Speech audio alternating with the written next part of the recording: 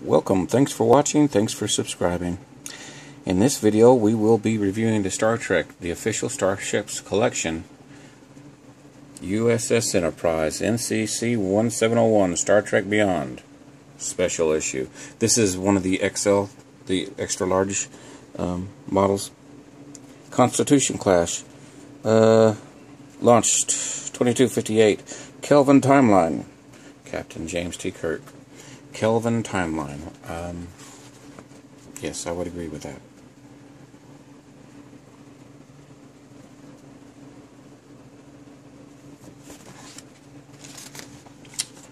Oh, wow. Look at that. That's a nice picture there, eaglemoss. Let's see here. 3 years into Kirk's first 5-year mission, the Enterprise had undergone significant changes.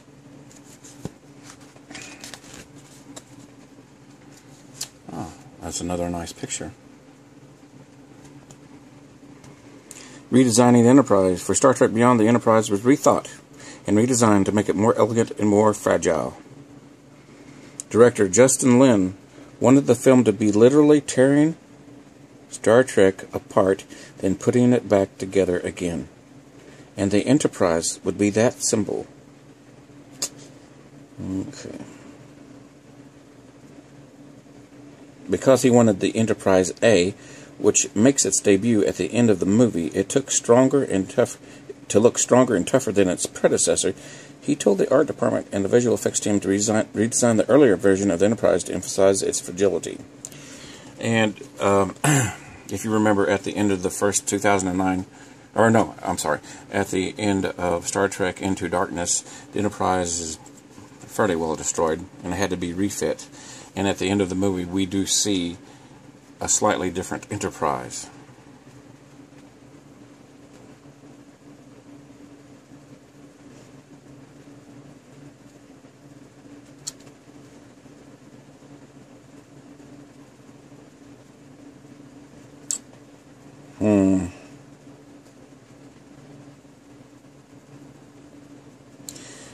Okay, I'm going to go ahead and read all this because it's important to me. Because input into the redesign of the version of the Enterprise that we see in the first third of the film, he's quick to point out that he didn't produce any drawings, but he did discuss how the design could be modified with the team, creating the animated storyboards, also known as previs. That original Enterprise, before it crashed on the planet, was designed by the previous team, Hargreaves explains. They were already placing the ship in the opening scene, and they needed it to get those modifications done ASAP. So I talked with Alex Day, who was the previs supervisor. Justin was there as well. I didn't do any physical stuff. It was done verbally. We just say, I'd like to move this here. We all agreed on the modifications that needed to be done. It was mainly the engines. In my view, the existing Enterprise was a nice ship that had engines that were too big and too close to the dish. They just needed a little bit of room and to be pulled back and apart, which is what Alex did. That little movement made a big difference.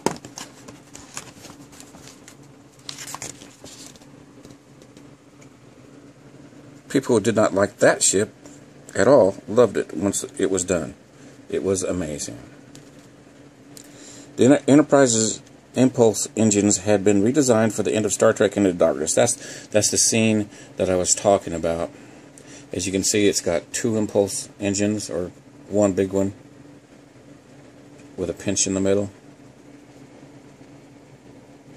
The team now altered the proportions and position of the nacelles and extended the neck, which, from that one scene at the end of Into Darkness, it's hard to tell what it actually looks like. I mean, without it didn't give you a great look. Elegant and vulnerable. As Raymond Chen, the VFX supervisor, recalls, they were handed the previs digital storyboards and existing ILM models that had been used in Into Darkness. After suffering massive damage at the hands of Admiral Marcus and the USS Vengeance, the Enterprise had been rebuilt at the end of that movie. I think the idea is that, Chen says, is that the one you see at the end of Into Darkness is what we started with, because you can only see that in the last shot. There was some flexibility. That's what I was trying to say just now. He said it better, I suppose. So, here we go. Justin Lin wanted the redesigned Enterprise to look fragile and to provide a contrast with a more robust Enterprise A, which appeared at the end of the film.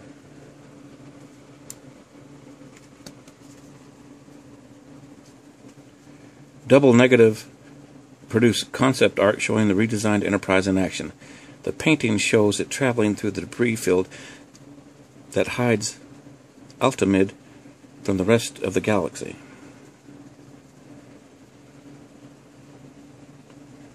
The VFX team also redesigned the warp effect, which had never been shown from this angle before. And I did like that warp effect. I mean, it looks like it's warping space. With also like a liquid effect or a hydraulic effect. This concept shows the Enterprise traveling at warp with the stars streaking because the ship is traveling faster than light. Yes.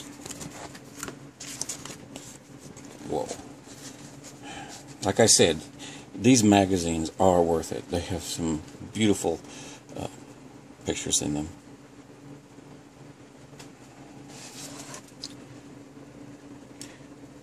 The major... Let's get some focus here going, camera. The major action sequence involved swarm ships tearing the Enterprise apart, so DNEG produced several concepts showing what this would look like. Yeah, swarm ship. And that picture is a bit blurred. It's not my camera all the way.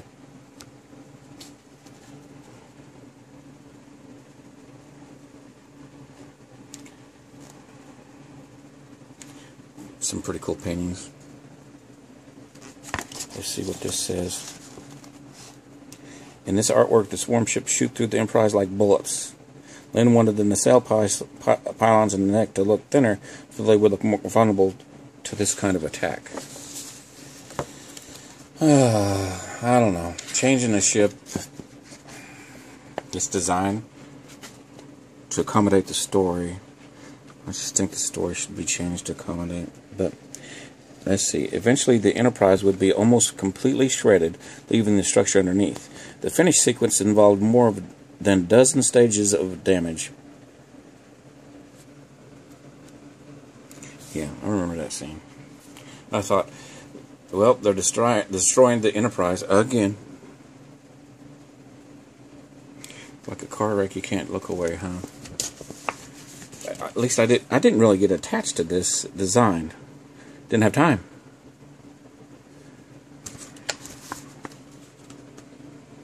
These are all shots of the swarm ships.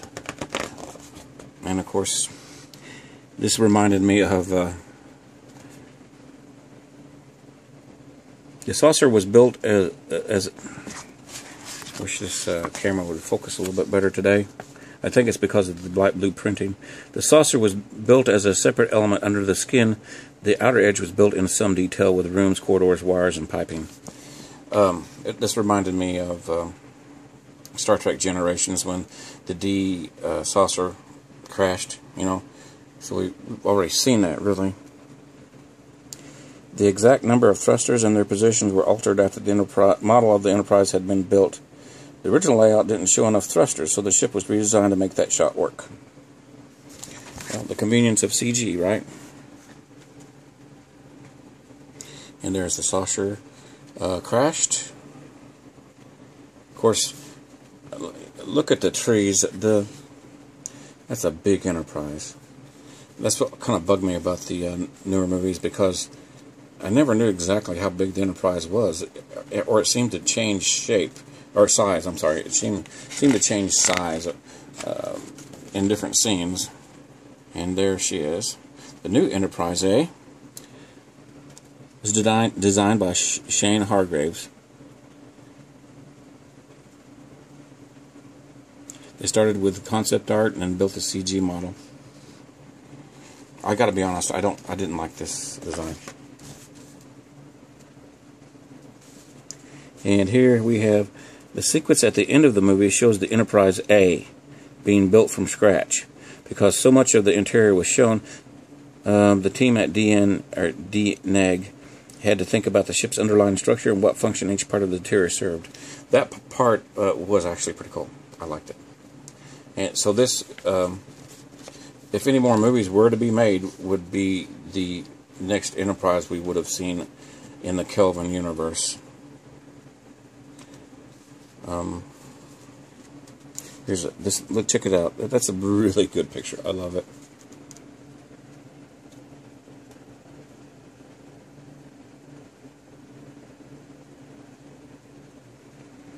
If you're watching this video and want to take a longer look, I would recommend pausing.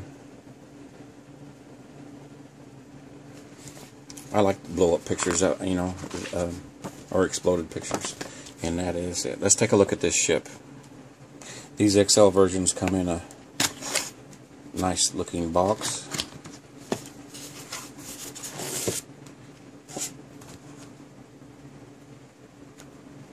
Here it is. Get this thing out of there. Put this box over to the side of the frame.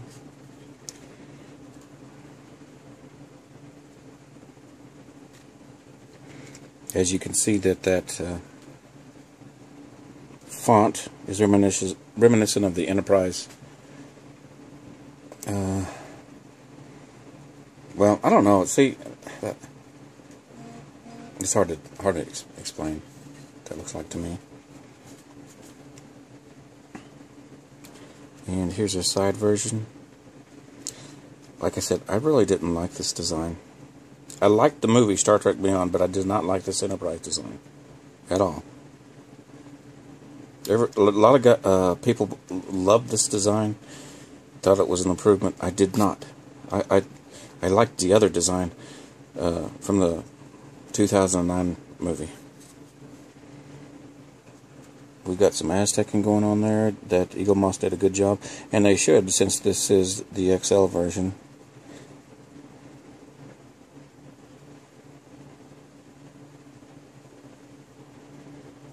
We've got some windows, but they don't have any black or yellow in them. They're not lit up or they're dark.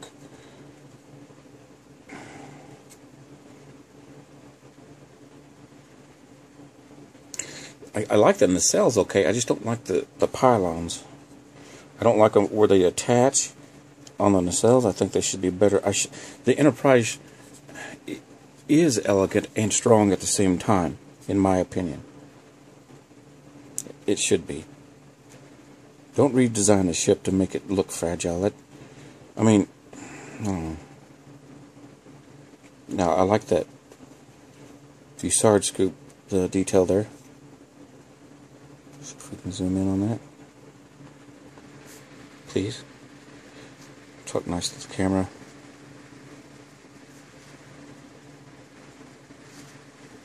Oh, there it is. There's even a little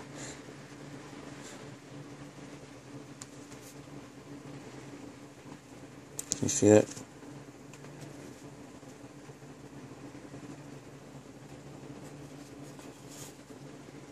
And then, you know, the ship reminds me a lot of the Enterprise refit from the original timeline.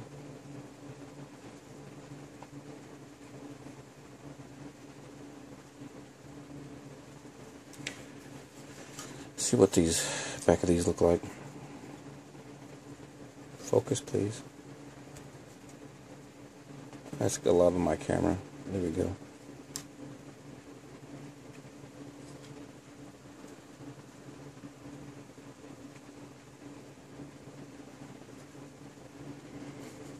Now, I'm sure that they make models of this. I think they do. Let's see if we can get a closer look at Shuttle Bay. There's not a lot. I think they could probably add more detail with a wash or something. And then there's the Impulse, of course.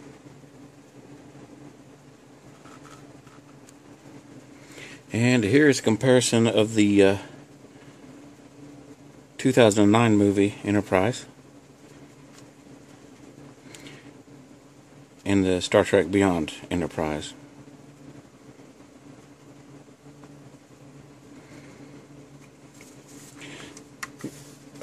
When I first saw the 2009 Enterprise, I liked it. I said, that looks like a 57 Chevy.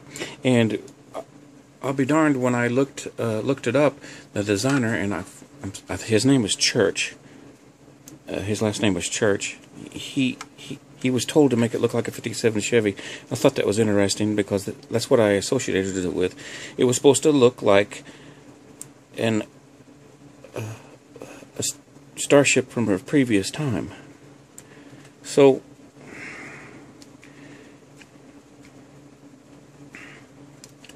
well, you know, like I said, a lot of other guys liked the Beyond Enterprise, and you know, if they like it, that's great. I like the first one the best, and then of course we probably will never get to see the Enterprise A because they're not going to make any more movies, I don't think, because Chris Pine's out of it, Hemsworth's out of it, and then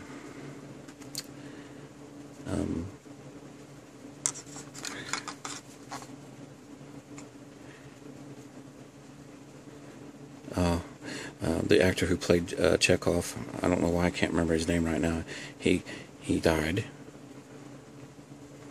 So, I don't know. You tell me, which one do you like better? I like the first one better. I bought the Playmates toy, which is awesome. Maybe I should do a review of this because I haven't yet.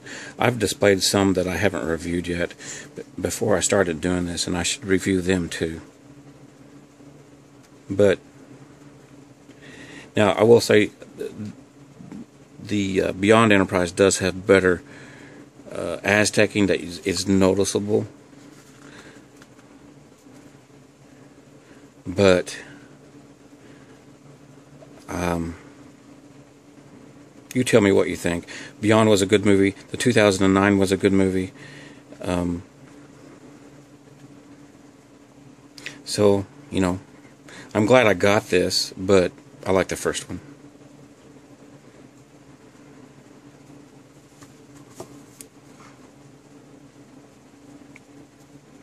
I just want to lean to one side.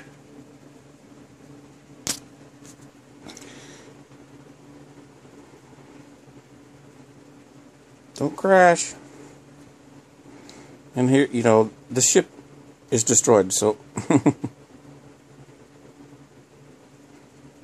here's the Micro Machine. I almost forgot about it. This came in a Blu-ray 3-pack. Been destroyed. The ship doesn't exist.